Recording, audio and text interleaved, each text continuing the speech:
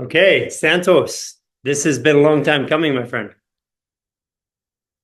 Thank you, brother. I've been following you. I know you've been following my work. That's obvious, but I've also been watching your vids because everyone sends them to me, and yeah, I'm following you on Instagram. It's absolutely amazing what you're doing, brother. Well, And by the way, I kind of had a hunch that you were a syncretist type of guy. I just every time I watched, I thought this guy must know syncretism, and there you go, you do. I could hey, tell. I have a way. It's a kind of a ritual for us to sync our energies. You want to do it with me? Yeah, for sure, brother. Okay, let's take your right leg, cross it over top of your left, Hmm. right arm under left armpit, and left arm on top. Yeah, left arm over top. Head to the left and body to the right. And what we'll do is take 6 breaths in, 3 through the mouth and 3 through the nose. So breathe in, 2, 3, through the nose, 2, 3.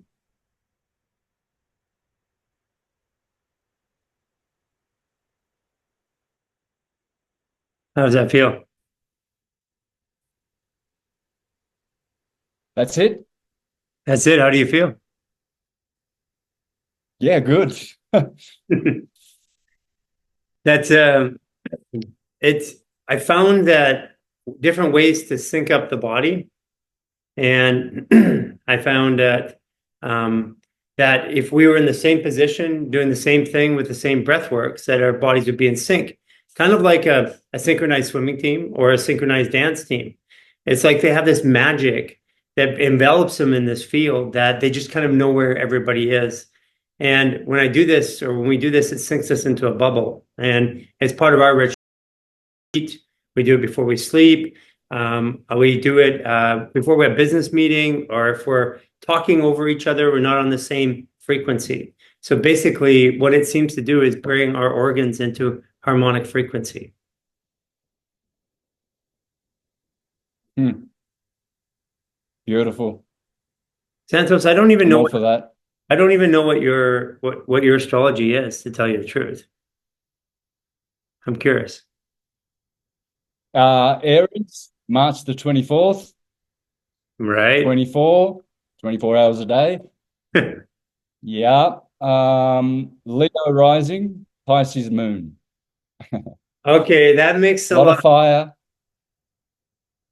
What I'm about you? I'm a Sagittarius, December 20th. So in tropical, which I know isn't the most accurate, but tropical, it's 29 degrees. World mission. I have 14-degree Capricorn moon and a 21-degree Aries rising. Yeah, tropical is the accurate system. Sidereal is not. Okay, then we're on the same page. For some reason, Yeah, I yeah, thought somewhere. yeah, Okay, yeah. so Tropical. tropical, I And know by the where. way, yeah, sidereal is basically just astronomy. It's where you see, um, it's where you physically see the sun in a sign just slightly shifted from the tropical position. But here's the thing, it has to be tropical because the signs of the zodiac are not the constellations, they are on the ecliptic, and they are all 30 degrees each. That's why it can't be the constellations. It cannot be sign. The eclipse happen on March the 21st and September the 23rd, and the solstice June the 21st and December the 21st. So that's the clock, and that's where the signs are. They are on the ecliptic. So every March 21st, Aries begins. Even though you go out, you see the sun is in Pisces, but it's not, the signs are not the constellations. The signs are the actual zodiac signs on the ecliptic with their glyphs, their symbols. Those are the signs. Okay, so I have been doing it right. I was thinking I just didn't want to take the time to learn. So I realized, and the way I studied astrology is I related it to the body, which first of all, I gotta say, you know so much, so infinitely much that it's so that I have to take and digest your stuff in small pieces because learning from you is like drinking from a fire hose. Mm, yeah. Yeah. See, yeah, I'm not a TikTok 1 minute bite truther. I need 2 hours just to wind up to get to the juicy stuff. So syncretism is profound. I can't do 5 minute interviews. It has to be drawn out. When you say syncretism, for people who are not aware of that, what do you mean? Okay, so they can look in Wikipedia and just put the word syncretism in there, and it explains there that it is the science of the perennial philosophy, the philosophy that never goes away, always was and always will be, and it's nature. And syncretism syncretizes all fields of human knowledge. So that's what I've done with the Taurus field and the wave model, because everything is waves, everything is Taurus fields. So that's the basis for everything I do. And everything, every field of human knowledge goes back to the Taurus field. Everything. The Torah, um, the Bible. Why do they have bull and tor? Bull and tor? Because the Taurus field is made up of the hyperbola in the middle, the hourglass, and then the actor, distributor, uh, um, perfecter, pastor, minister. And then we have capable, reliable, Bible, table, stable. Well, we can see now that there's only one language. It's syncretism. It's atomology. It comes from atoms, comes from the atom, which is in English, and all the languages end in bull and tor, because that's the word of God, the hyperbola. It's the word of God. It's the speaker, sound and light. So what you see is all Taurus field, which people mistakenly call atoms, but fine, because it's still understandable. Atoms are Taurus fields, and Taurus fields are made up of three things. It is an atom, right? And it has a hyperbola in it, and it is a torus field. That's why bull and tor turn up in many words in many languages. Now, if you really want to understand that deeply, join my Patreon, all you listeners, and go back 6 months. And I'm doing the best work I've ever done in the private, because I've removed myself from the public. This interview is an exception. I'll explain why in a minute. But I decline interviews. I just teach privately on Patreon, and I've left the best syncretism for the private. The public arena is just not where I want syncretism to go. I want to teach people serious and deep, because even though everything I've released is deep and simple to understand, I want to go deeper, and I can in the private. Right.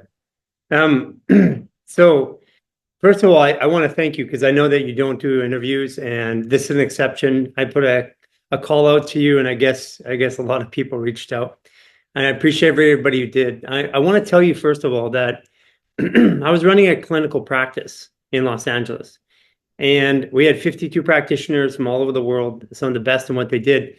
And I am not from medicine. I'm actually from computers, from science, from business, and I'm a problem solver, logistics expert. And I got into medicine when no one else could help me. And I started developing a system of bringing all of the disciplines together. And in that process, I just couldn't resolve too many issues. Like sometimes things worked on people, sometimes they didn't. And it started leading me into things like, well, maybe there's a difference between a Taurus and a Sagittarius and a Cancer when you do treatment in. And of course, it led me into medical astrology, led me into all of these different areas. And I went in looking at it, and it was really confusing, first of all, because everybody seems to have a piece, but nobody seems to be able to put those pieces together. And you were the only one that I ever found that had put the pieces together. Hmm. Yeah, that's what prompted me in 2011 to start a YouTube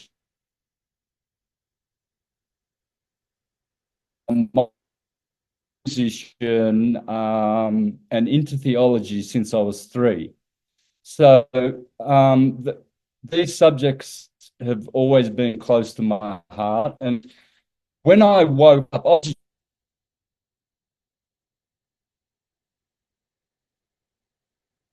I was a teenager. I did all the teenage thing, chasing girls, hot cars, stuff, and smoking weed, and so. But at 19,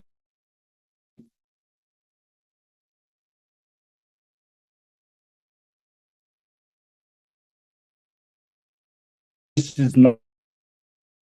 So I left the Jehovah's Witnesses in 2005 because I realized they ain't going to satisfy me. I knew that. I could see.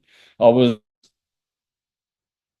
I was conscious enough and aware enough to realize that they're not satisfying my spirituality. So for 2 years, I was in limbo. I was playing music, touring the world. And then in 2005, I won't.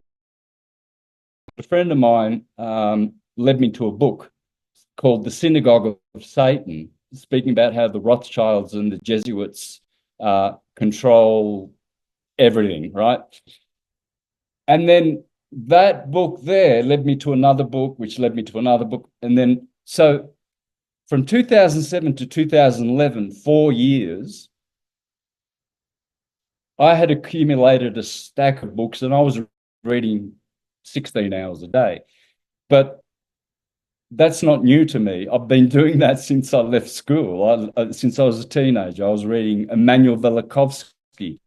I was reading Reen Norberg and Alexander Hislop. They were all syncretists, right? So, but I didn't have it. I didn't have it all together. I had all the knowledge. I had a lot of knowledge in many, many fields, but I didn't have an idea that they could all be converged and taught in a syncretic fashion.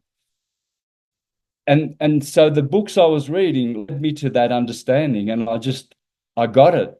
I realized all fields of human knowledge, they're all interconnected. Nothing is not interconnected. Nothing. Not even a butterfly flying past you. It's all part of how it is and how everything's interconnected. So I was watching Jordan Maxwell, who passed on, rest in peace, and he loved me. I mean, he was watching my work as well, and he actually wrote to me and said, "Santos, what you're doing is what I've been trying to do all my life." He actually died on my birthday, March the 24th. Whoa. So, yeah. So, and about 12 years ago, he put out a list to all of his newsletter people, and you recommended 10 of the greatest researchers to research to know the truth. And yours truly was on the top of the list. And for me, it was very humbling, because the guys under me, which I knew, I won't mention them, the other 9 under me, these guys were like superstars, right? And he put me on the top. So anyway, but that's what prompted me to start syncretism, because I realized even Jordan Maxwell, all of these guys, all these books I'm reading, they're not joining the dots. They don't have the whole jigsaw puzzle. I already had it, simply because I don't know whether it's a gift that I have. I don't profess to have magic abilities. I'm just a dude. But ever since I was very young, I always was aware of someone observing me. I knew that I was watching myself somehow, and I've always worked with that. I've always worked with that principle. I'm walking down to the river, and I could see myself consciously, not physically with my eyes, but I could sense that I was watching. There's a watcher. You're outside. You're not in your body. We are not in the body. The body is just a vehicle. So there's more of us outside of us than inside of us. And that's the universe that we see. So if that's a gift, great. I don't know whether other people have that, but that's what I had. Everything I did, playing the guitar, talking to people, I was always the observer and the observed. And that's what we should be. So I started to channel, because I knew I had the whole jigsaw puzzle, and everyone was holding 5 or 6 pieces. And that was good, because you learn from that. You don't have to know everything to start a channel, and you don't know everything. I know I don't know everything. We know that. We're humble enough to know that. We're open-minded. But I knew that what they were missing, I had. So I just had to put it out. I just had to, because when you pay attention and observe, it's a no-brainer. The things that I teach, they're not mine. They're there. You can see them. You can research it. You can check on what I'm saying and what I'm teaching, and it's all there. It's all in the field. You just have to tap into the field.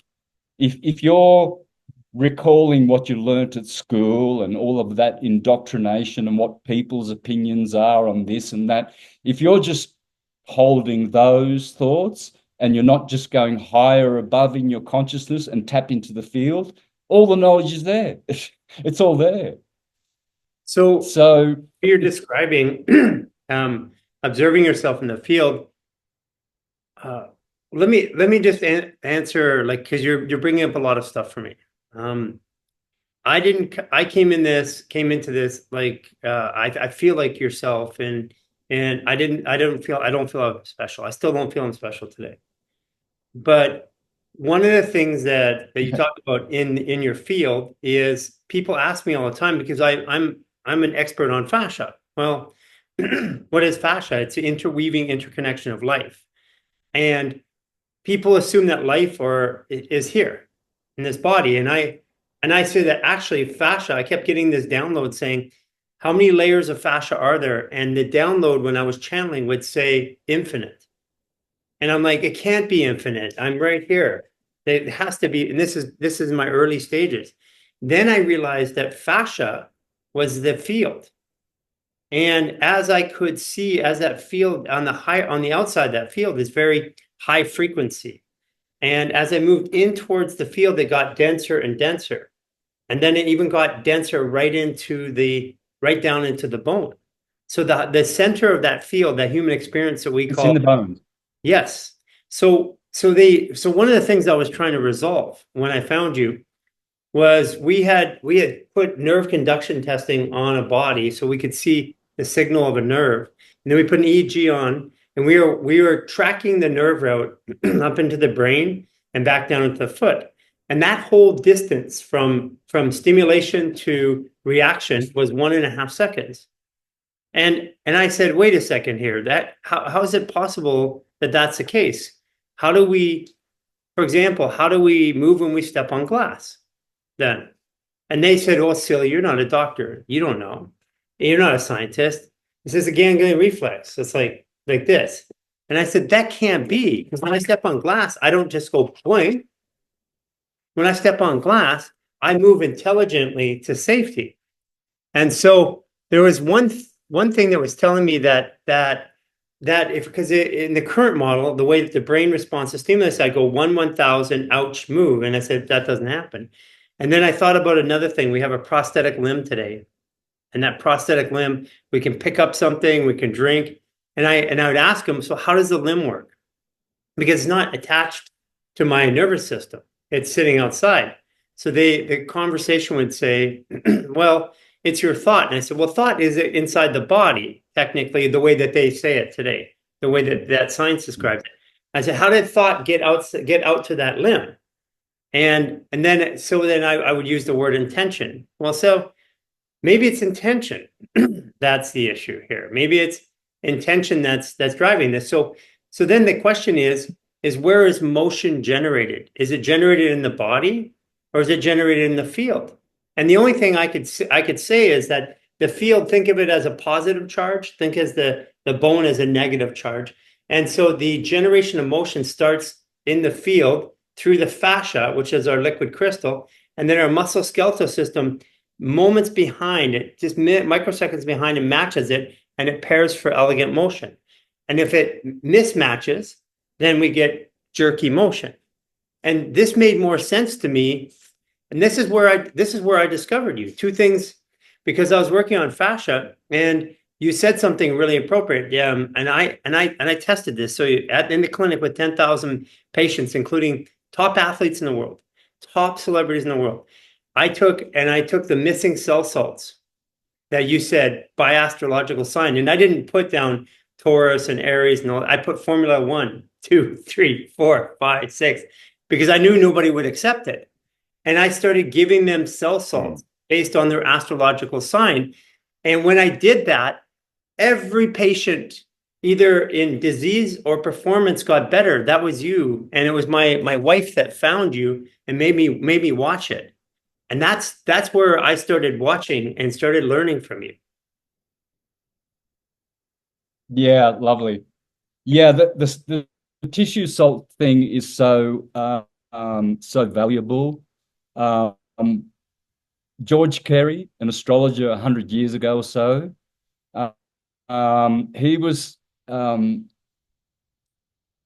tissue salt guy, and he was a practitioner of health.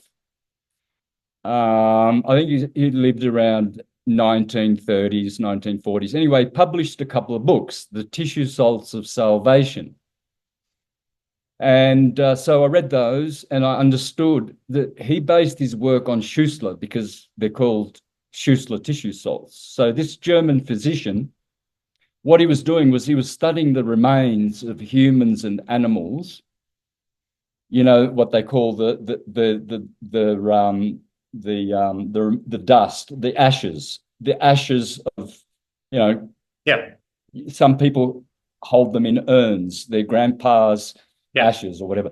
Well, he studied those ashes, and guess what he discovered? He discovered that they consist of 12 tissue salts. So he thought animals, humans, consistently 100%, every time he tested the ashes, always, there were 12 tissue salts. Potassium phosphate, mine. Sodium sulfate for Taurus, yours. Your Taurus, yeah? Sagittarius. Oh, no, that's silica. I won't do them all, but anyway, Gemini is potassium chloride, etc., etc. So what he did was he realized that since we are in our mother's wombs for 9 months, we develop those tissue salts. So the moment we're born and we're outside of that nutrition place where we were built, now we are deficient in the sign that we're born in. We're deficient in, which is Aries, the cerebrospinal nervous system. And everyone knows that potassium phosphate is the best tissue salt of all because it nourishes your nerves. Leo is magnesium phosphate. Well, because Leo rules the cardiovascular circulatory system. Sagittarius, your sign, that's silica. Well, Sagittarius is the muscular system. Capricorn is calcium phosphate. Well, Capricorn rules the bones. What do the bones need? They need calcium, but with phosphate. See, he's not just doing one mineral. They have to be combined, and they are in the ash. They're in the ash. They are exactly as I present them from his book. And so what he did was he administered 3 salts to all of his patients, just like you do, and their health improved. He cured them of whatever. And I've had similar results with people all around the world. I can tell you some amazing stories of people who their children were dying, right? I looked at the chart and I found, you see, I always, if someone's really sick, I don't just say, oh, you take the 3 salts. No, I look at the chart and see whether there are other debilities. And I found the very debility that her son, she lived in India, her son was suffering with. And I said, outside of his 3 salts, he needs these other salts. And those are the ones that will go directly to fixing his issue. And so I think I recommended about 6 salts. She bought the salts. She wrote back to me a month ago and she told me that her son was doing great. So this comes back There you to go. a premise that I believe that you believe too, which is that we're a fluid adaptive biological computing system. And when our computer has all the components to transmit and receive, that there is no dis-ease. I always said dis-ease is the body's not at ease. So if I'm angry and I hold an emotion in my body, I'm not at ease. If I hold that long enough, eventually I'll be able to measure it medically, scientifically. And I find that when I hold an emotion, it's because there's a dysregulation in my system. And usually that's based on some sort of imbalance. And when we restore the balance, then all of a sudden the emotions start to process and the body seems to regulate itself. Is that sound accurate to you? Yeah. And the tissue salts are alchemical. Remember that. It's not a regular salt. They've been triturated. So how you make them is you grab the basic materials and then you dilute them, and then you grab some of that and then you put them in another container and dilute them more, and then more and more and more. And so what you've got is you've got the finest nano frequency of those minerals. So when you're taking tissue salts, it's better than, like, I've got vegetable salts here, I've got Celtic salt, and I use that as well. But I always take the tissue salts because it's not just fundamental basic salts, which are good. They're good. I'm not saying they're not, but this is a higher level. This is nano. This goes straight to the mitochondria. That's why if you're a fan of salt, as I am, you can't get better than tissue salts. Simple as that. It's alchemical. When you say tissue salts, for people that are listening that don't understand, um, is that as simple as going down and getting like Calphos or something like that in a Yeah, homeopathic? yep, yep. But you can get it at Walmart, I believe. You can get it in any farm. Tissue salts are still, which is surprising, it's still mainstream. You can get tissue salts anywhere. The problem is this: they add things to it like sorbitol and lactose. And yeah, why? Why would you do that? So on my site, I have a Hungarian alchemist which makes the tissue salts for me, and Oh, they don't add any of that stuff in it. It's just the real stuff. So, but but I didn't you even know, know that. I had been I had manufactured it in our homeopathic pharmacy lab, and I put it as a tincture. But I'm since I don't have that anymore because I'm not in the clinic business, I'm going to send everybody over to your site to buy. yeah, well, that way that they can be sure that they're not having additives and other things that, I mean, should someone want to just go to the shop and buy them and it's got sorbitol in it and they don't mind, that's fine. But I do. Yeah. I believe in purity and only natural things. So So, that's the so difference. since everything happens for a reason, I know you believe that too. And the timing of this even meeting tonight is, oh, for me it's night, for you it's the morning. Um, is that we're actually in a step 9 Aries day in Taurus. Is that kind of funny or what? What are we? What, nine? We're in a net 9 degree in Taurus. So we're 9 degrees Yeah, in Taurus. So this is a yeah. Aries day in Taurus. It is Tuesday, Mars. Yeah. Nice. That's an interesting thing, by the way. Do you know the day you were born? The day of the week? No, yeah, like I know I was born on a Sunday. It's very important to know the day in which you were born because well, I can see it. I know I pick it all the time. I meet new people, and after 5 minutes, I say, "You were born on a Wednesday." How do you know that? Because Wednesday people, Mercury, communicators, commerce, merchandise, communicative, intellectual. Thursday people, they're very Sagittarian, Jupiterian. That's why you're always a happy. Sagittarius is the happiest sign because it's ruled by Jupiter. Jovial. Yeah. Jove is Jupiter. And if you're jovial, you're either, you're born on a Thursday or you're a Sagittarian, right?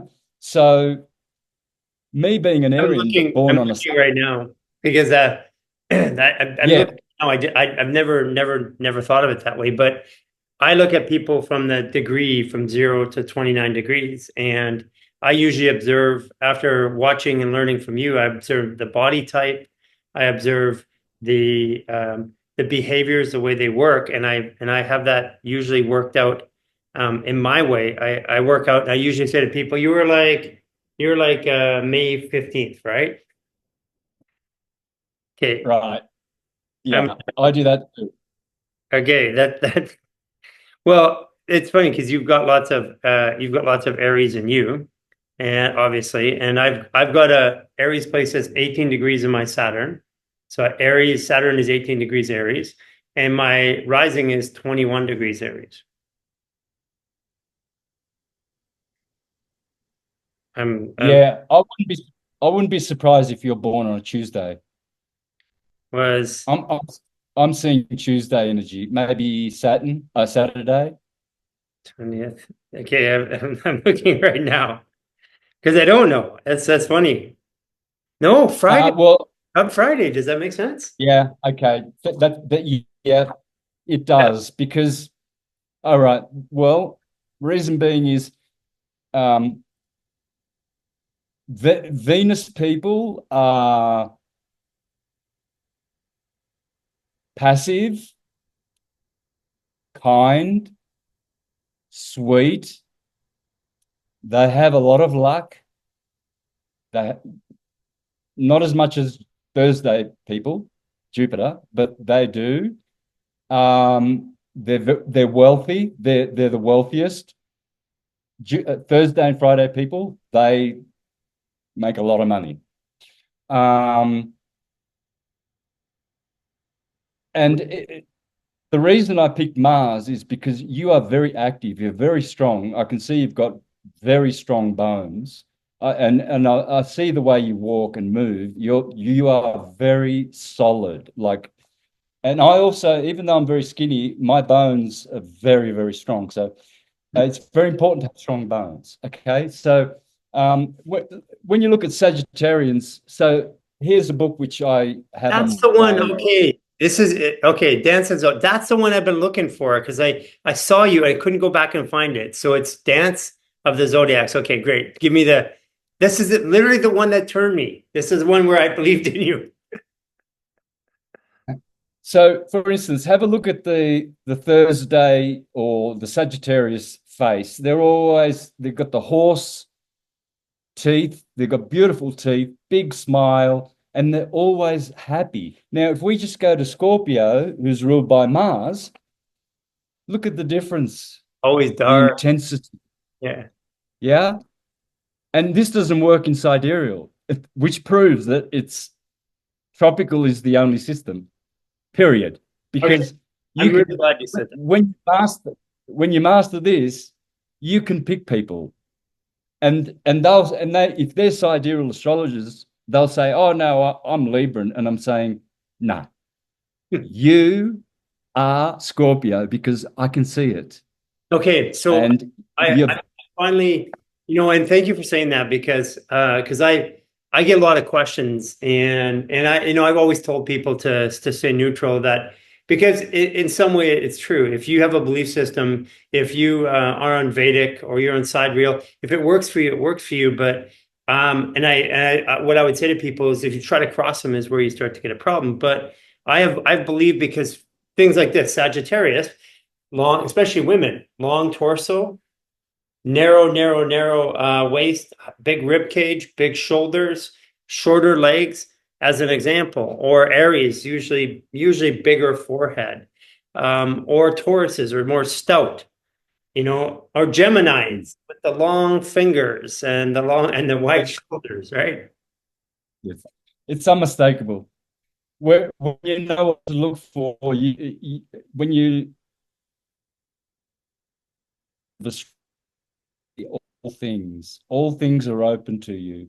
There's nothing. There are people who see the world through numerology. There's great numerologists, and they can explain everything with numbers. What date were you born? Okay, you're such and such, and you do this just by numbers. But astrology is numbers, letters, words, electromagnetism, waves, the four elements, fire, air, water, and earth. Astrology is everything, not just numbers. And then when you see this, you can't miss it. You can tell, I can tell, you know, the element of the person, the main dominant element, whether it's mental and intellectual, whether it's emotional and sensitive, whether it's fiery and mystical, with fire, or whether it's practical and grounded and stable with earth signs, for instance. Right. So you can see the element, you can see the rising sign, you can tell their moon. And I've done this many times with people. People just say, all right, what's my sign? What's my moon? And what's my rising sign? Now, I've never ever picked all three. The most I've done, which I've done many times, is I pick two correctly, and I'll get one. I'll get the right element, but the wrong sign. I'm waiting for the day where I get all three. But 99% of the time, I get it because you know what you're looking for. So Santos, I want to show you something because I wanted to actually get your opinion on something. I so I've been studying and I don't believe any I don't I believe that The knowledge isn't in here, the knowledge is out here, and I'm interpreting it. And I found I started finding my doppelgangers. It came with my brother first. And so, well, I want to show you something. Before I show you that, I want to show you my twin. So I want to show you. So you can see that we're twins, same hair, same eyes, same teeth, same coloration on the neck. So Yeah. one of the ways that you can know your twins is because all of a sudden you have, things that you can't mistake, like same feet. Okay. But the reason I set it up that way is because we're not from the same parents. And furthermore, I have 45 other ones that I found. But what is the same between us is we have the same code. Slightly different. Oh my God, look at that. So, Well, that's actually, hang on, let me just check. That's actually the same chart at a different time, isn't well, it?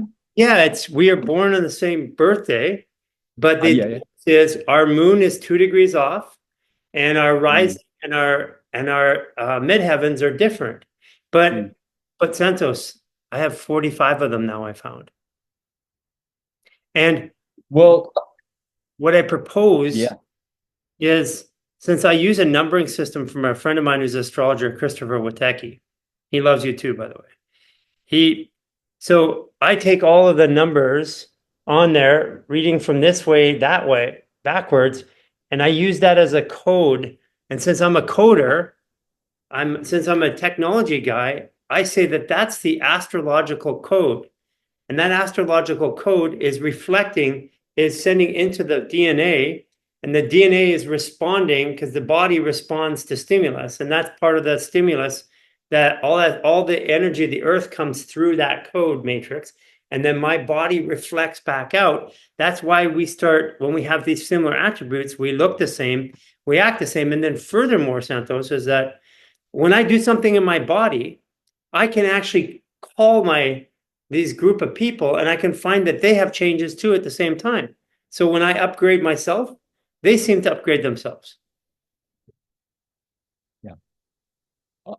I have a couple of friends who are syncretists who are developing an app in California.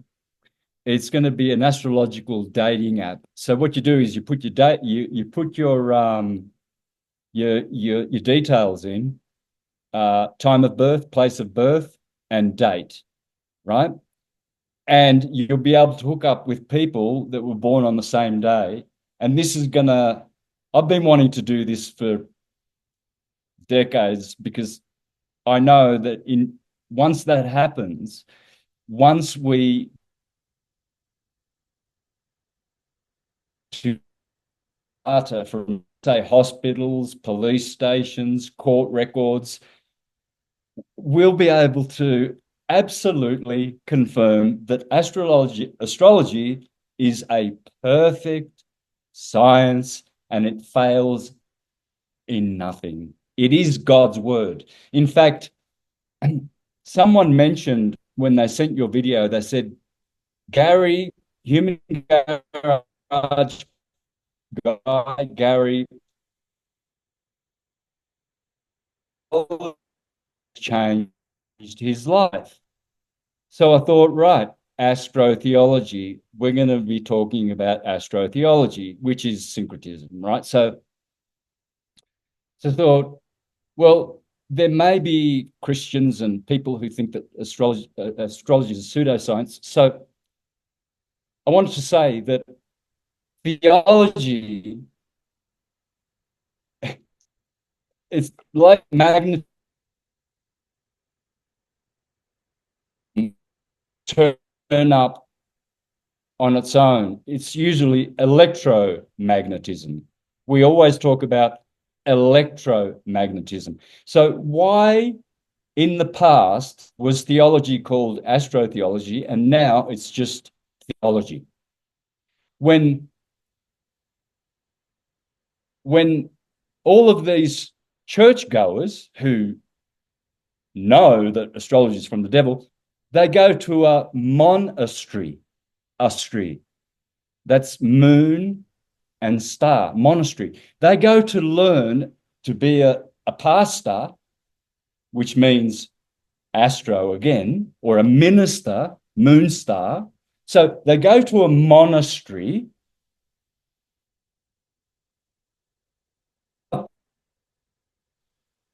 In Latin means from the stars. The P in front of the asta means from the stars. Or they become a minister in the Pentecostal church. Well, that's min is the moon and star. So astrology is from the devil. Well, why did you go to a monastery, and why are you called a minister or a pastor? And why is it that we hear that we are stardust? Well, wasn't Adam made from the dirt? And didn't the Bible say that you come from the dust and to dust you will return? Well, what's the star bit? Well, what you're looking at is a star. And what I'm looking at is a star, and I'm seeing dust. I'm seeing two things. Your spiritual nature is the star, and then your physical nature, you know that when your body passes, you know very, very well what's going to happen. You're going to be going back to the dust. In fact, here I'm going to name some stars. Now, people deny astrotheology. Well, why is it that I'm going to mention some names here, and the listeners can choose which one of these stars they are, because we're all stars, we're all stardust. When we're born, we're a young star.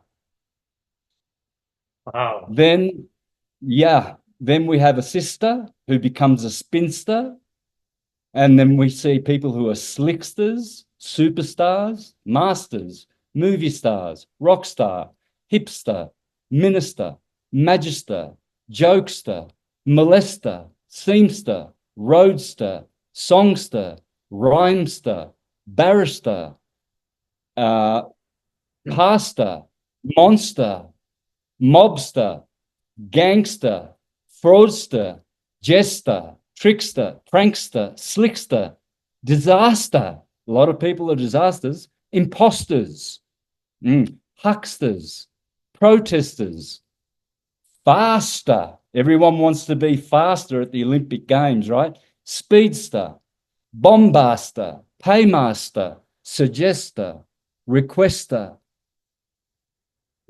Every one of those is what every human being is. We are all of those, and we have what's called ancestors, a dynasty. We come from a dynasty. My Bonacci name is a dynasty, maybe. I don't know, right? So all of those words have the word star in it. So why are we called stars?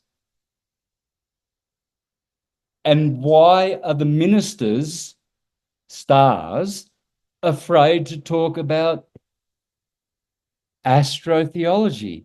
And they just call it theology. Why? Because it's their conditioned version, which is a corporation which they can make money from all the dupes. And instead of telling them that they are pastors and ministers and that they know the stars, it's funny because in the Bible it says God knows the stars all by name.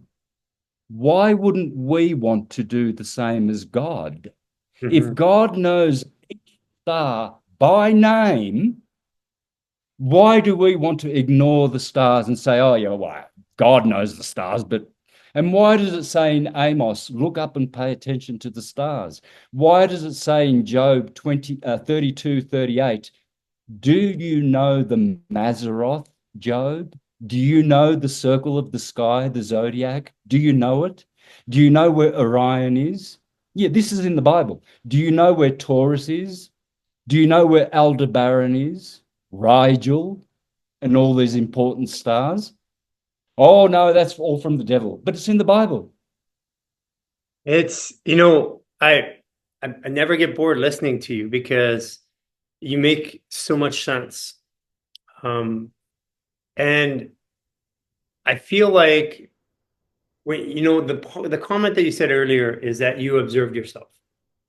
So when I was talking earlier about how I observed the human experience, like a lot of people, even in religion and belief, is they say, I have a soul, or I have a field, or I have an aura. And I was thinking of it from another way. So the human experience is this field with a human in the center. So I don't have an aura. There's a field that has a human. And it's the narcissism of humanity to believe that they have a soul when the soul says, I've had 40,000 of you. You're just another shell in which I express myself simultaneously through different time zones, different states of awareness.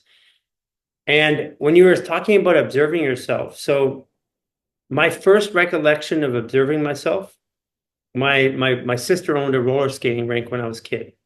I was 13 years old. And I was observing myself I was in a roller skating contest, and I got outside my body. I won the contest, and I remember watching myself skating, and I had no recollection of like for me. I remember going to my sister and saying she was my mother, and I said to her, I said, I just saw this experience where I was outside my body. I was controlling my body from the outside, and then that experience, for the most part, left for a long period of my life, except for a period of heavy drug usage, where I would get into those states, in different states, where I would be observing myself. I would observe I would narrate my own experience almost.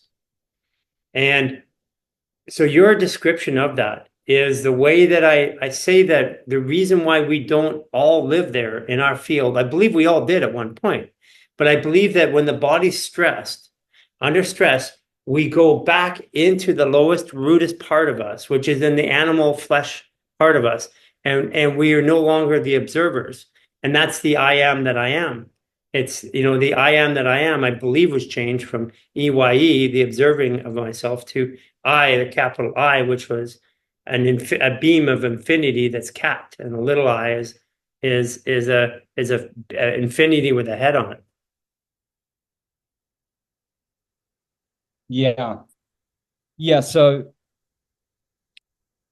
people who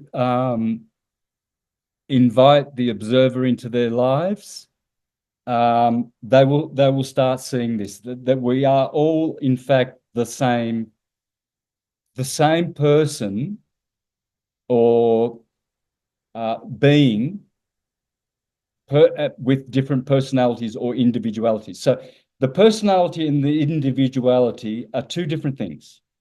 Mm-hmm. So my personality is Leo, my rising sign. That's my personality, Leo, flamboyant, fiery, aggressive, right? But my individuality is Aries. That's the true tribe that I belong to. My body is in a Leo body, but my spirit is in a Leo, Aries spirit, and my soul is my Pisces moon. Okay, so you will always be Garry, I'll always be Santos. We will always be our individuality, right? But we will always be connected, and we will always be the same being, always. It's inconceivable right now. It's just something that is inconceivable, just like contemplating the source creator. It's inconceivable in these bodies.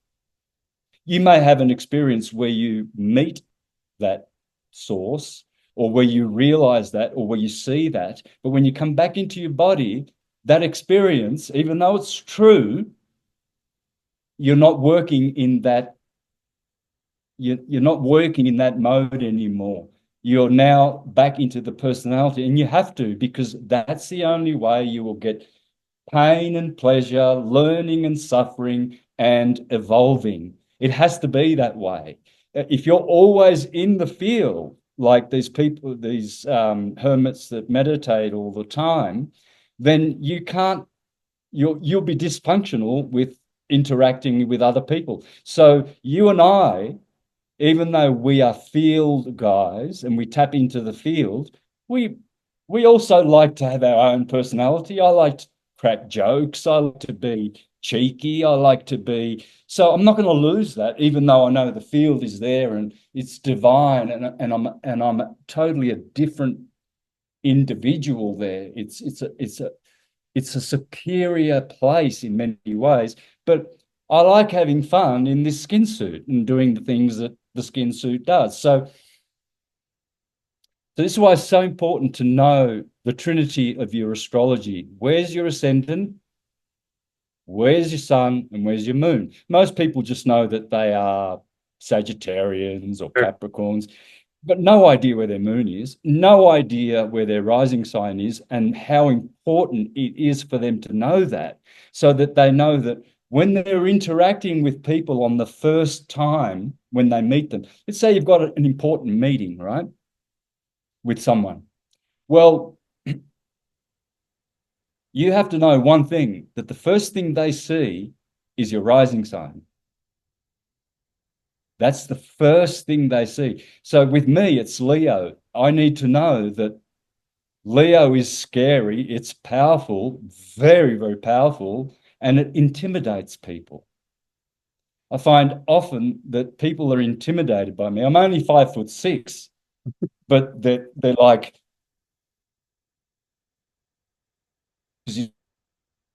I'm not. I'm not intimidating.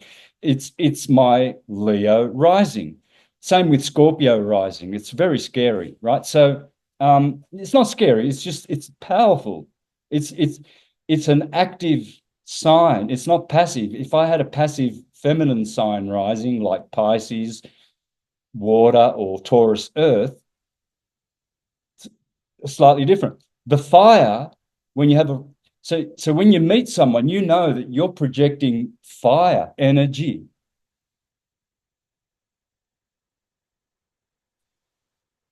I'm Venusian person like you, born on a Tuesday.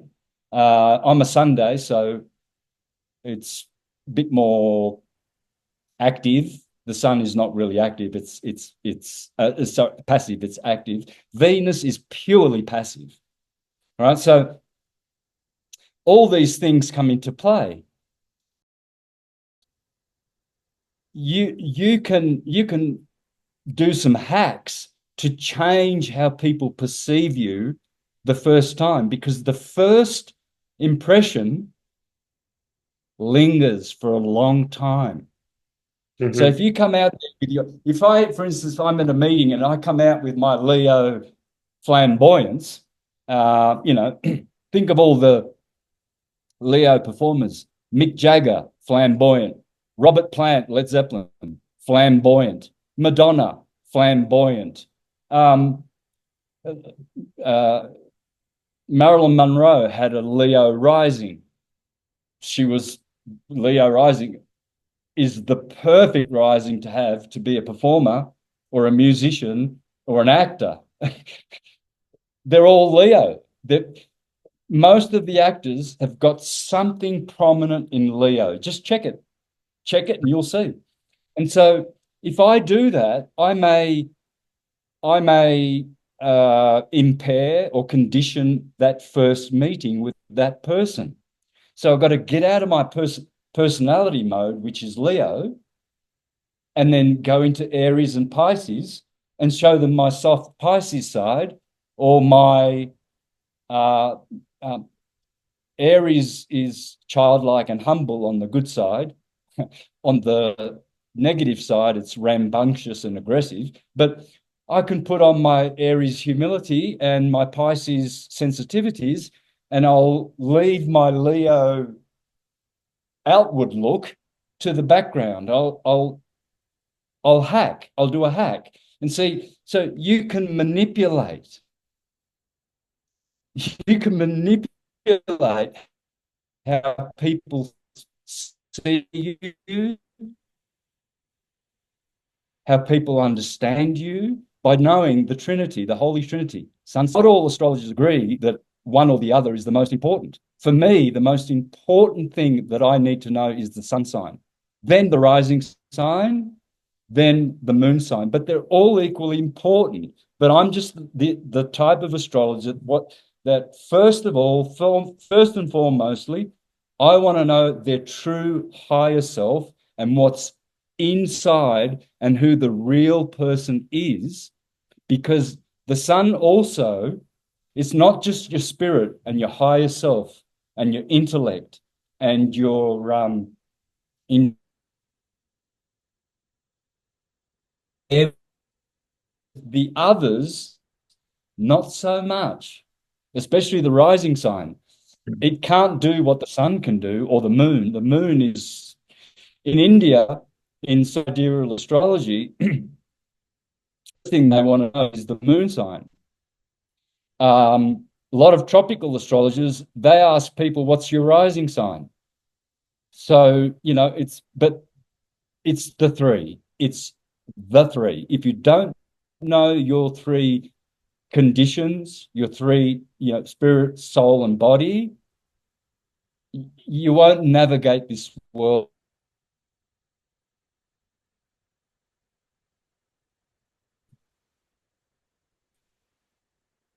That you don't know what the point is, but there is a point because you came here for a reason. You do have a purpose and a calling, and yet most people never find their gift. They never find it, but it's in the chart.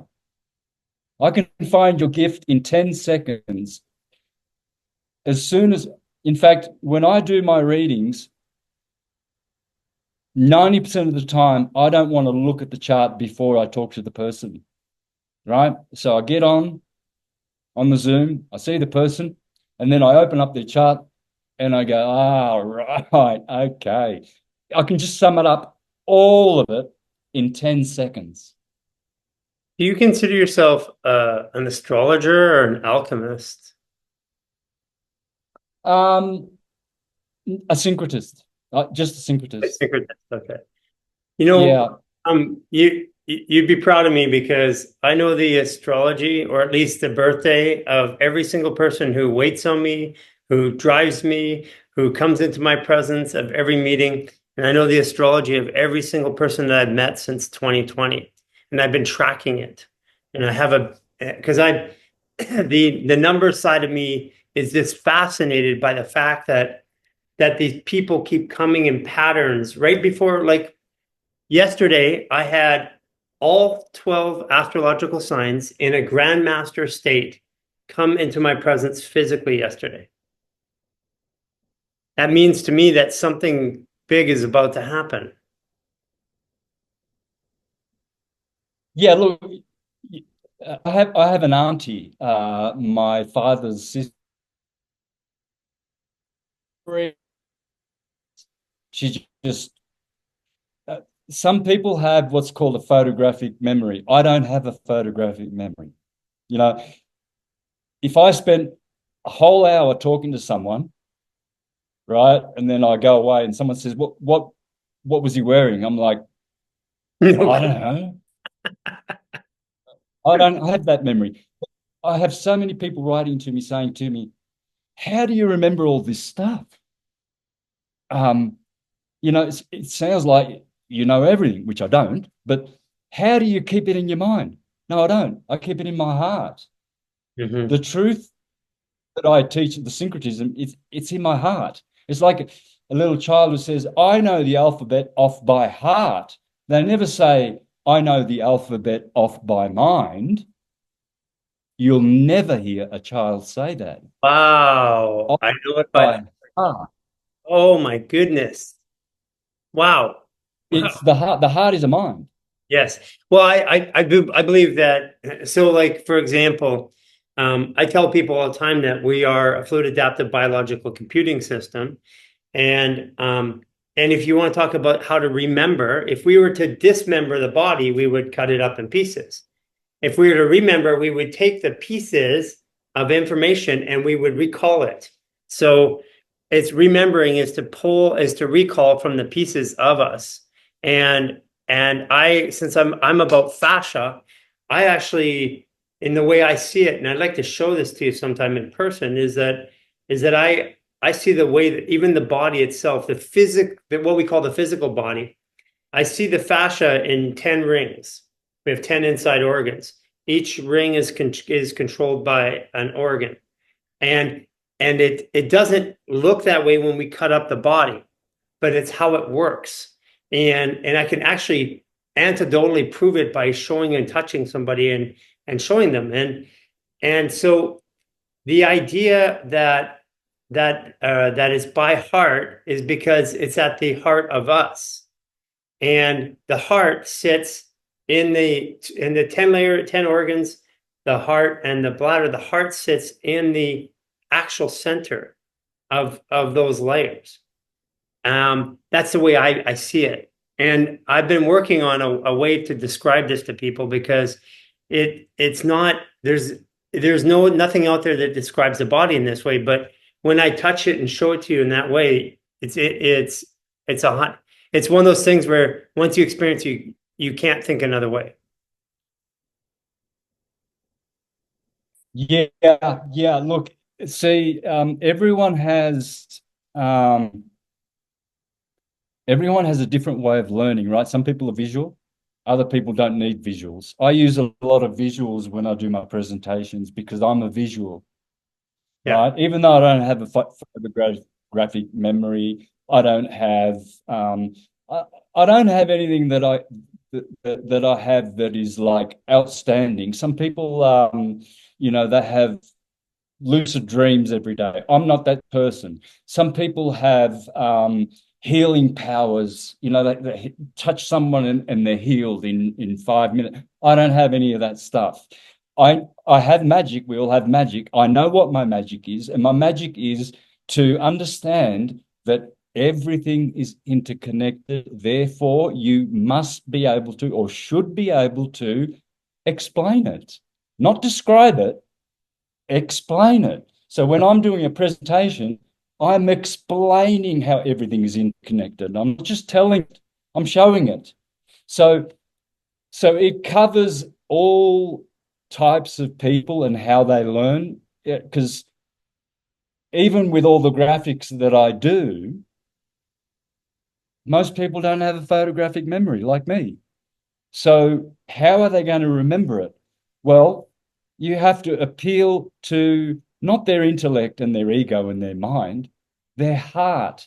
Even Isaac Newton said 300 years ago, even though his theory of gravity is just a theory and it's never been proven, but he did say something very, very handy for me, and especially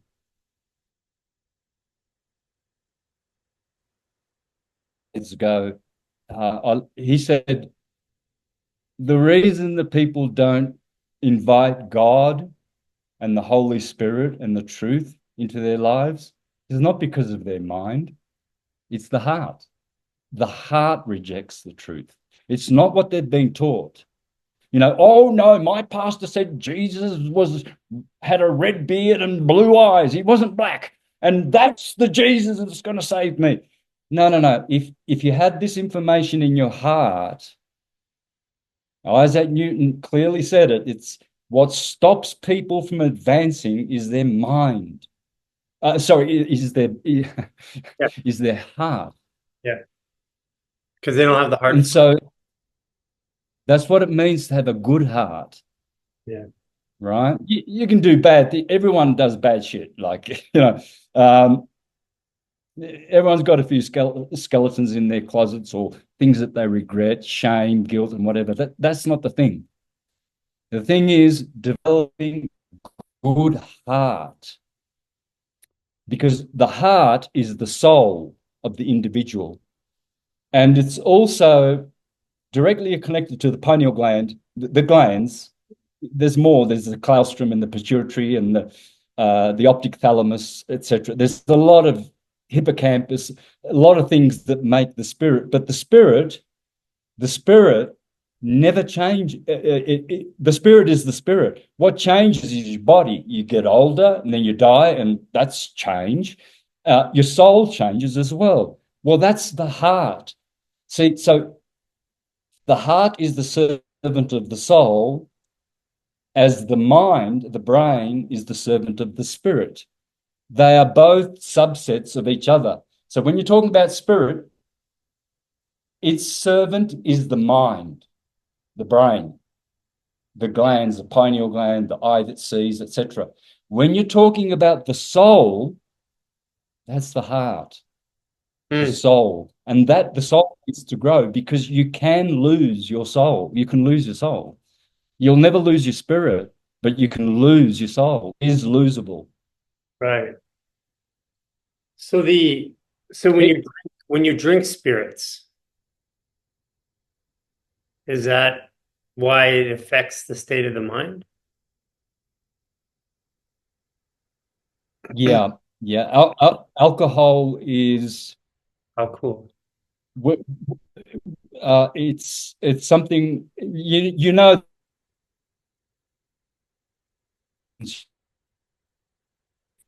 It it depletes your force field, which is your aura, which comes from Taurus, your Taurus field. That is protecting you all the time. When you drink a lot of alcohol, it shrinks. Yeah. And entities find holes in your soul, which should be whole, right? With a W in the front, Right. not HOLE. So they find not wholeness, they find holes. And they go in, and it takes 1 month to get rid of that demon, that entity, when you get drunk. And 1 month is It takes a whole, one moon cycle, right? 28 days. yeah. And then, Yeah.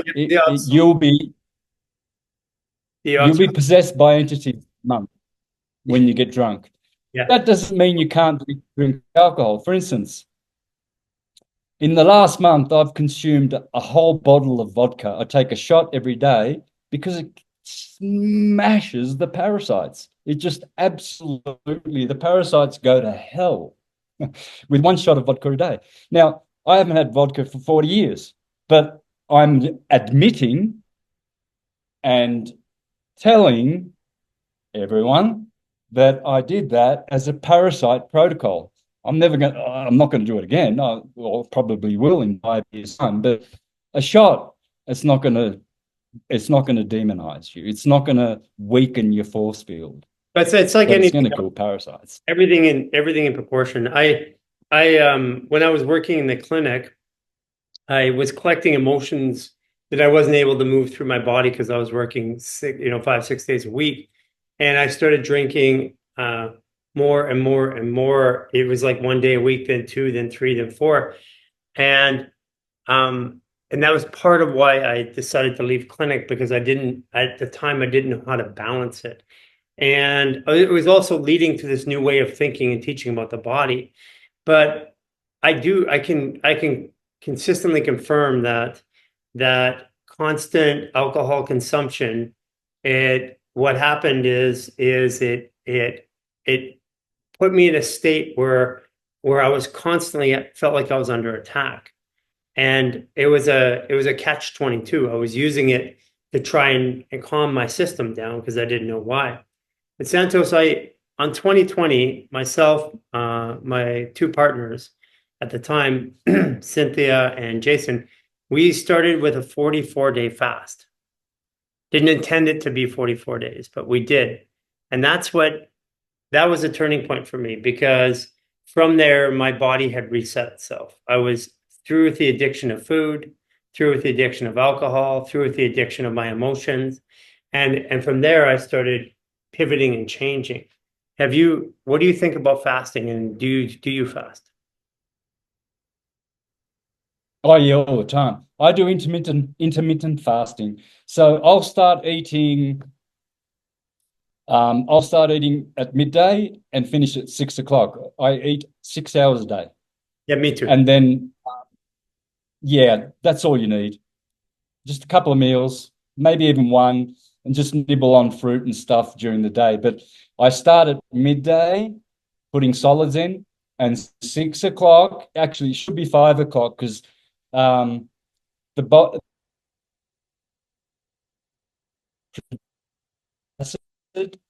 after 5 o'clock. So if you're eating at 6 o'clock, it's too late. Can you But give I us do. one more time? I missed that. After 5 o'clock, what happens? The stomach stops producing hydrochloric acid. Right. That's Interesting. that's the cutoff. Yeah. So we should be eating our evening meal before 5 o'clock because after that you're putting food in. It's digesting, sure, but it's not the same. And you wake up. If you eat a meal at 10 o'clock, you will wake up tired and sluggish and pathetic. If you have your meal before 5 o'clock, you watch what happens the next morning. You jump to bed like you're hungry, but woo, it's totally a different thing. But I just do want to mention something. I do other fasts as well. I did a 62-day fast, just liquids once, and 3-day fast, 4-day fast, many, many, many, many times. But I just want to share with you and your listeners one of the best things you can do for energy. On the new moon, uh, and I would suggest you do it on every new moon, like I used to do. I stopped it for a couple of years, but you do a liver flush and a gallstone flush. So how you do that is with olive oil and citrus. That's it, and drink it. So uh, for the listeners to learn how to do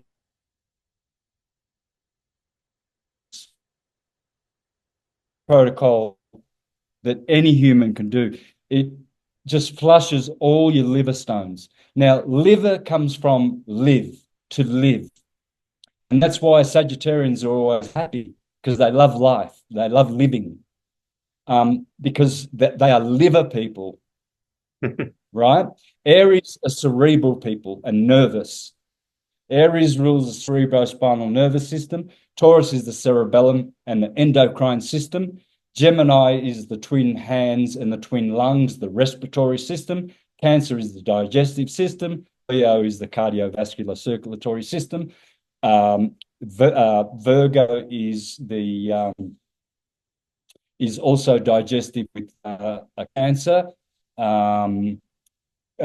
Libra is renal and urinary system. Scorpio is the generative system.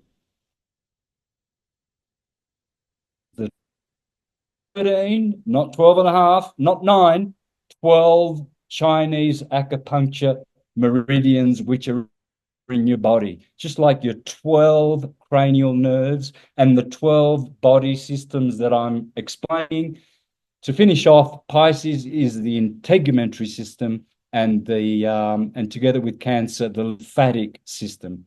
So Cancer should be more lymphatic than digestive. Virgo's digestive. So I'll just correct that. But um, these are, if you don't know, if you don't place the human being on the ecliptic, you'll never understand astrology. I completely agree. And that so I started also living my day on the circadian rhythm. So planning meetings, like when I want heart-based meetings, I plan it there. I plan it during the heart time. If I want to build belief, I do it during stomach, as an example. And I started trying that in 2020 because I had no time clock to adhere to. So I said, what if I actually start adhering my day to these cycles? And unbelievable things have started to happen. Yeah. Yeah. So I got a little bit sidetracked there as well. I want to just finish by saying that all about liver flush. The guy to study is Andreas Moritz.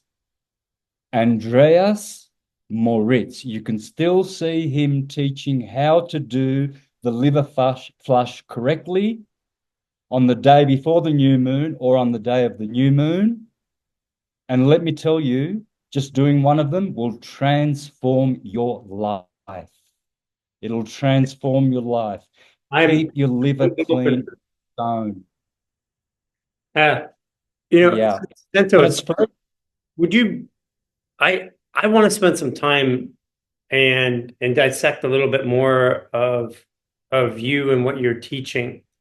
And I really want people to who are especially interested to follow. Would you be open to me coming down with a film crew at some point and putting cameras on, talking for a couple of hours deeply about this? For sure, brother. For sure. I'm open to that. In fact, I've got 3 or 4 people lined up that are coming to visit that want to do similar things. So it's interesting because all of a sudden, I retired a year ago, I announced it. All of a sudden, people like you, and I can mention others, I won't mention their names, but they're all turning up and saying, Santos, uh, we really appreciate your syncretism, but we can see that you know, uh, you haven't really taken advantage of all the things that can make it more.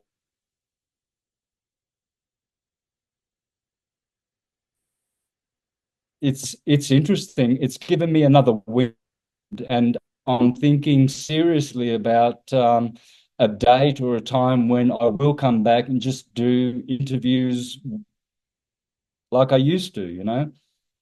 Because Um, I have a but the break, I have a like to put it in perspective, we've got about 5 million people on platforms and we get about 120 million views a month, and we're taking this whole thing onto television through streaming platforms. Um, I believe it's the time for this knowledge to rise. And the knowledge needs the challenge with that, I said when I started, is that even myself, I have to weed through all of these different conversations to get to the truth. But you have this unique way of bringing everything, all the truths together by weaving a thread through it. And this is where I feel that people who are leaning this way, they want your knowledge now. And I'm just going to say that also when I saw you talking back then, people weren't ready. I mean, I was just becoming ready, and now people they're starting to look for answers, and the answers that they're getting aren't out there. They're looking around for religion, for other systems, and they all explain something. They all do something good, otherwise they wouldn't be around. But stop working, and that's just what I found in medicine. Everything, all the ancient practices and all the medicines, they work until they stop working. And that means that there's something missing in them. And I believe that what you're doing is the something that's missing in them. yeah, yeah.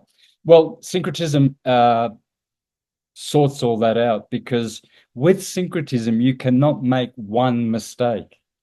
Like a Swiss watchmaker, he's got 400 little gears and he's going to make a miniature lady's watch, right? So he's got his magnifying glasses on and he's looking down and he's got his tweezers and he's putting them all into place. If he finishes the watch and then he looks over to the right there and he says, "Oh, there's a gear. I missed that gear." That watch is not going to work. So to make a watch work, to make syncretism work, you can't get anything wrong. And how you do that is you have to have vast knowledge. When I left school at 14 and a half, because I knew that, uh, well, I felt that I was way more intelligent than my instructors. They were boring. And I was like, so I got caught smoking. I think it was the third time, and the vice principal called me to his office and he says, Sammy, you got two options. We're going to expel you from school or you can just walk. And I'm like, I kept a straight face and I thought, all of my dreams have come true. This is the last day of me being in this freaking indoctrination, government dumbing down, brain damaged school. So the first thing I did, I remember the day after I left school, I joined the double day book. I bought historical books, alchemical books, and even though I was reading theology since I was 3, I left school and I already had my own library and I was just sitting in home and just reading. You have to read books. You do. You still, even though you know everything and you will remember everything and it's in the field, you still have to read books. You still have to read knowledge from others that have gained that from the source and the field, which you still haven't remembered. So whatever you've learned from me, it wasn't mine. You didn't learn it from me, right? You remembered it. I just triggered the memory because I'd already, right? Other people remember more other valuable things, which I still haven't remembered. I haven't got a clue who I was maybe in a past life. I don't know. Other people, they know all their past lives and or whatever, and they know this, and I don't know that stuff. Well, Santos, I really also want to. I have a feeling that when we get together, I have a feeling that this access of fascia, these fascial maneuvers. So for me, I started doing these maneuvers, and these maneuvers came through a series of memories or inspirations. And there was two things. One of them is that every posture is a fetal position. It's counter rotated. Number two is they're inspired by Greek statues because Greek statues, I believe, were left as encoded information to tell us how to heal the body or perform in the body, but they took away the meaning behind them. And and I have a feeling that in the activation of you, I have a feeling that something is going to come out that's there for a memory or to be remembered. Yeah, look, I'm pretty certain that that's going to happen. I'll make it happen. I'll make the things that are lacking that other people are really, really, really great in. We will all have those abilities. They will be restored and they are being restored. That's why the world is changing. There's not just wars and people trafficking and adrenochrome parties happening. There is a lot of beautiful things happening right now. And the winner, here's the bad guy doing all the naughty stuff, and here's the good energy coming. This guy is the winner. Yeah. The right-hand path. It's coming. It won't be long that many people will remember all the things that are taught in syncretism. They won't argue about it. In knowingness, everyone will know all things, and everyone will have all the qualitative things that God, that the source substance gave us. You see, we all have a special gift. And if you don't find that gift, you have to come back. Or I don't know, because I'm not into this, I'm not big into this repetitive reincarnation cycle thing. I do believe that some people have reincarnated many times, but I do believe as well that you can come in one life and you can ascend in that very same life. You do not have to come back. Yeah, I agree. Right? I just Yeah, of course. was the remedial guy. I just took a lot of times. But I do believe, Santos, that everything in my study and everything in my field and everything says this is my last time. I believe that what I'm bringing into the world right now with over 50 million people doing this and growing by over 1 million a month, I have governments and people all over the world that want to work with us now, like instantaneously overnight. And because what I stewarded into the world was these fascial maneuvers, which radically shift the consciousness of the body by moving emotion to the body and reducing stress.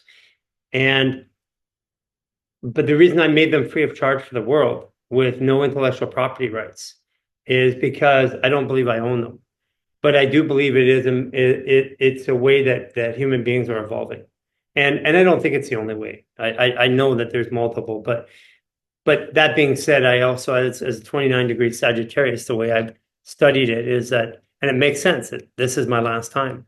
So this is my contribution to the planet. Yeah, yeah.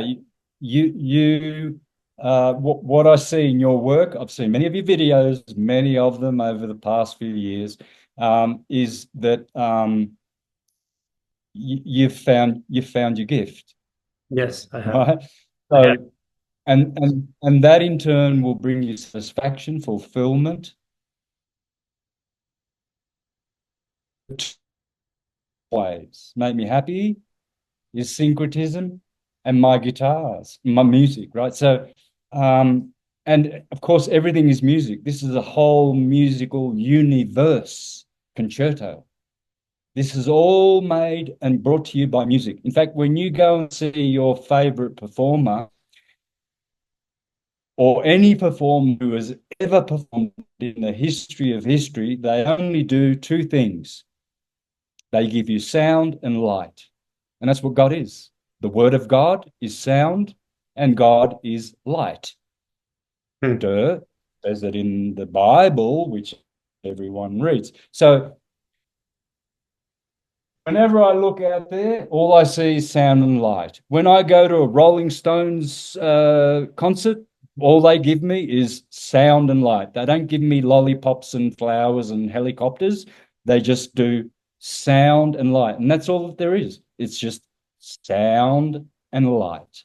Let the light pour in. See, people are afraid of the light and new truths. Their minds have been trained and indoctrinated to stay close to what they were taught because the authorities have the truth. Well, truth is the authority. Authority is not the truth. Yeah. So, teachers have authority.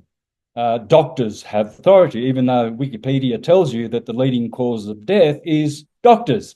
But people still go to their doctors for their poisonous chemicals. Hmm. And they haven't read in all of the Terms and service. journals from the WHO and from the UN that say the leading cause of death is medical.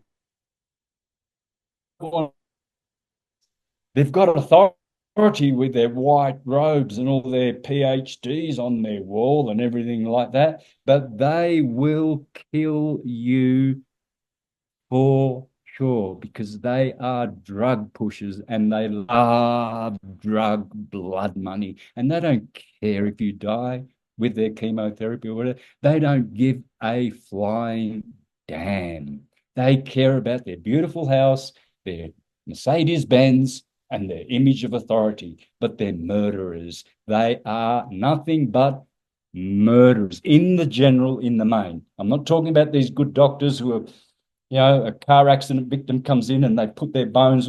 There's some great doctors, but I'm talking about the industry. I'm talking about the curriculum of school. I'm talking about the politics and governments on the systems that they run. There's nothing wrong with politics and government or teachers or doctors. It's the systems that they implement. If only they knew syncretism and what you know, we would default back to all things being good and beautiful. This is fantastic. So let's end this here. I'm going to arrange with my team some time when I'm back in America to come out and spend some time with you. I feel called to deliver something to you from myself, and it's a component of the things that I've learned to you that have morphed themselves into a delivery system that I want to show you with your hands and with my hands. Um, so Santos, when people want to follow you and learn more about you and study from you, you have your Patreon. How did they get a hold of you? Yeah, on all of my videos, on the current channels that I have, e- everywhere you can find my Patreon. It's free. You can join for free. I understand that many people just do not have money. It's free. But if you have money, it's $1. How about that? $1 a month, and you can go back and you can get the best syncretism that I've ever released. It's private. It's not out there. If you want the best syncretism, and I'm currently on part 6 of how to see everything through the eyes of astrology, series of lectures, of presentations. So I would jump on now, watch the 5 that I've already done, and you'll be a master eventually. By the time we get to part 7 in 2 weeks, in astrology. So I would like for everyone to, I think my Patreon is called Mr. Astrotheology or something like that, but the link is there. And I really do want to do most of my work in the private. If I do come back out of retirement, yeah, I'll do some public stuff and stuff like that, because I've found, even though a year ago when I was planning this retirement, I told everyone on Facebook, I told everybody on YouTube and Instagram, I am now going in the private on Patreon, and still today, every day, I've got people who've been following me for 10 years and my work for 15 years or whatever. They're still saying, oh, you haven't done anything for a year and you've disappeared. And no, I told everybody, I told the world that I will still be active. I will never stop teaching syncretism, but I'll only be doing it in a different mode Sure. in the private. So here's a good chance for me. You've got a big platform Yeah. to let people perhaps that have followed my work for a long time. I'm still doing syncretism. It's Okay. happening every week, and you're missing out on it. And there are not many other good channels out there these days. There's a lot of mush on YouTube.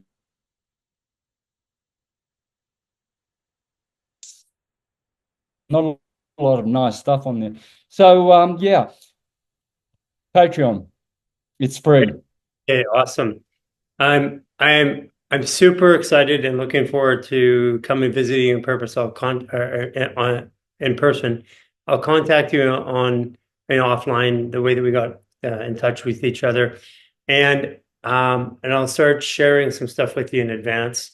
I have a feeling that when we come together, a spark is going to happen.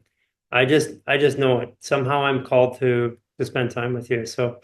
I thank you for all that you do for the world. You're an amazing human being.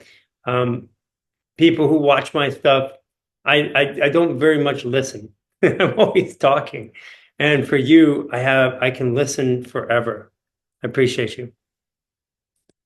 Thanks, brother. And by the way, if you have a big team, below me there's an Airbnb that hardly ever gets rented. My friends Nick and Crystal used to live there, but they left for Minnesota a year ago. So there's a whole house under me that's Up straight. rentable, and I've got 2 spare bedrooms. So depending on the size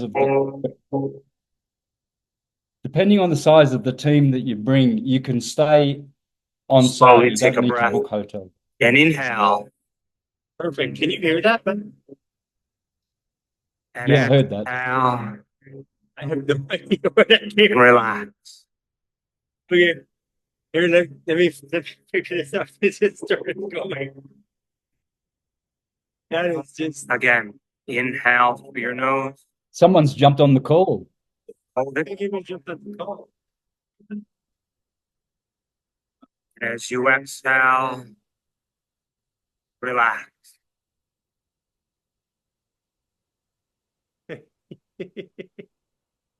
I just You started. got Yeah, we'll go off, and I don't. there you go. That's Hey, was I going in and out for you sometimes? yeah. What was happening was there was a bit of a lapse, but none of your words were lost because there was a break of about 3 seconds. But everything you said in that 3 seconds, when your mouth was moving, it caught up and delivered it. So I got everything. It's It's it's cool. it's cool. So I'm going to see how the recording comes out. Um, if this recording goes bunk, I'm going to get to a high bandwidth site. I'm being hosted by the royal family here. A little bit about what's going on is we have this movement system that takes 75 to 90% of the stress out of the body in the first 7 to 10 minutes. It moves the fascia. It You'll get it once I explain it to you in detail. If you want to try it, go to our YouTube, do a 15-minute stress reset and an organ reset. Just do those two. I'll send them to you in the chat. You'll get it right away. I know you will. It'll have a shift for you. So we're launching with the Philippines government. They're putting 1.5 million people through our coaching program. And I'm here at the UAE. I'm meeting with the Crown Prince here next week.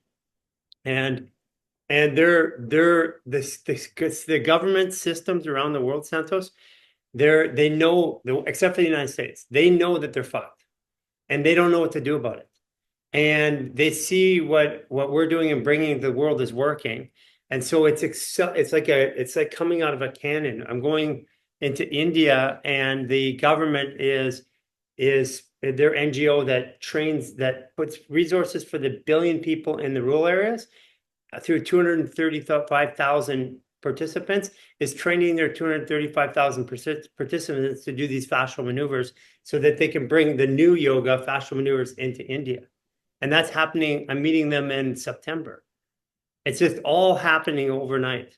And I feel that the reason why we're meeting now, and what's ironic, it's a 9-degree day, so it's an Aries day in Taurus, manifestation. We're manifesting leadership into the new world. And I had a shitty day, like just one of those days where I wanted to fucking shoot myself. And this conversation has brought me back to life.